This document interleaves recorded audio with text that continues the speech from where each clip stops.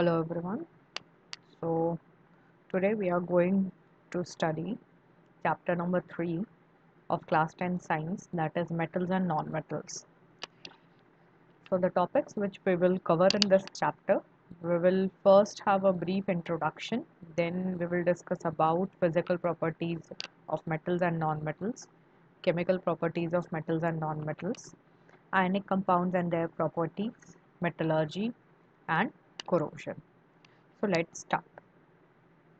So as we know that everything around us which we can feel, which we can touch is made up of matter, and matter is made by combination of various elements. So these elements differ from one another on the basis of their atomic structure. So one element has different properties as compared to other elements due to the difference in their atomic structure. So on the basis of the atomic structure as well as their properties, the elements are classified into three categories.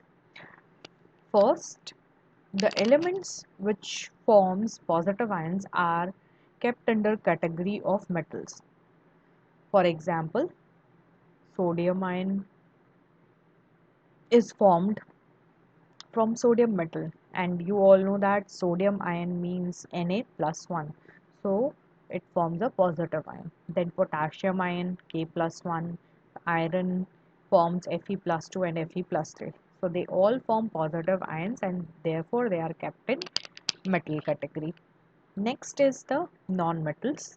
They elements which forms negative ions or anions are categorized as non-metals. For example, chlorine forms chloride ion, Cl minus, fluorine forms fluoride ion, that is F minus 1, then oxygen forms oxide ion, that is O2 minus. So all of them are forming negative ions, therefore they are categorized into non-metals.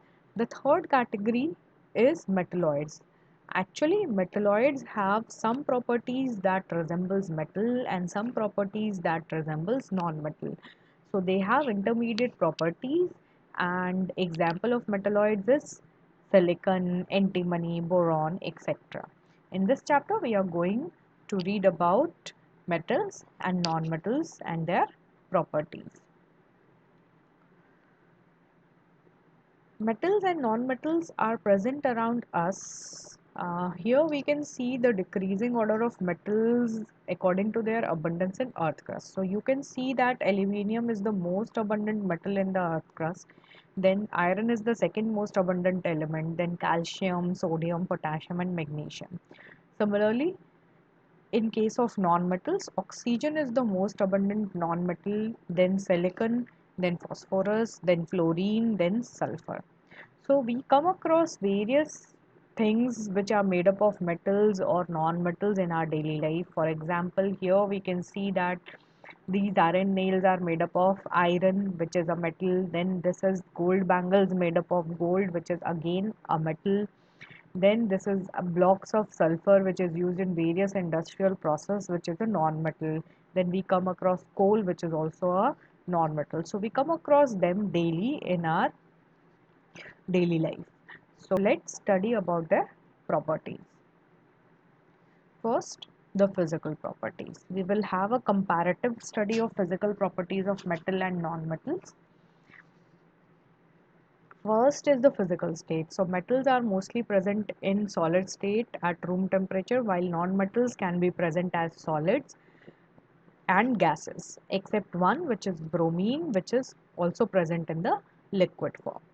So metals are mostly present as solid, but mercury, as we all know, is used in thermometers. It is present in liquid state, and gallium, which has so low melting point that if we keep it on our palm, due to the heat from our palm, it melts. So gallium is also present as liquid at room temperatures. The next property is melting point and boiling point. Metals, as we all know, have high melting point and boiling point. This is due to the high amount of force of attraction between the atoms of the metal. The exception is again gallium, cesium, and mercury because they are mostly present as liquid state at room temperature. That means that they have a very low melting point. Then non-metals have low melting point and boiling point, except diamond and graphite, which are two forms of carbon. They have a very high melting point and boiling point. The third property is density. Metals generally have high density and non-metals have low density.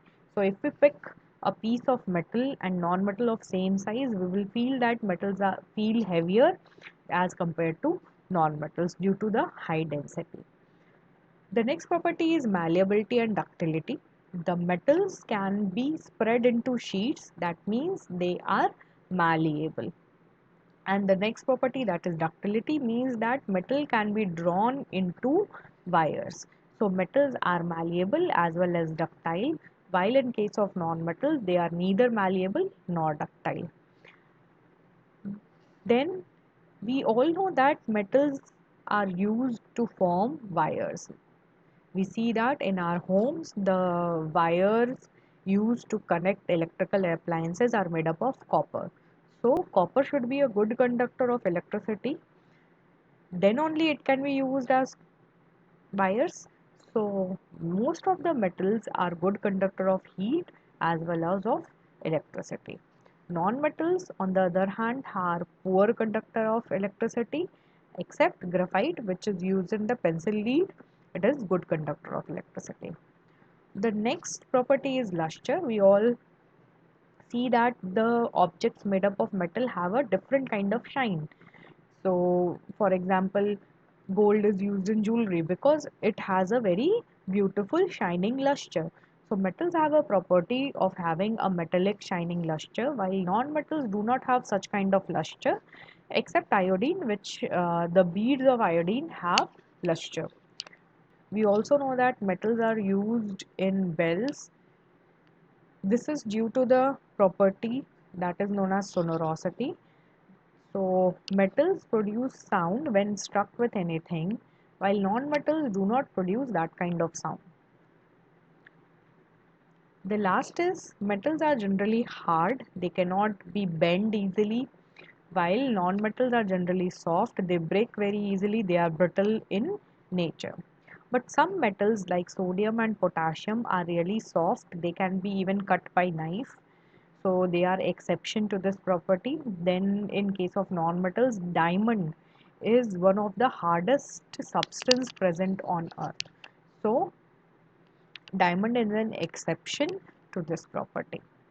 This completes the physical properties of metals and non-metals. In the next lecture, we will study about chemical properties of metals. Thank you.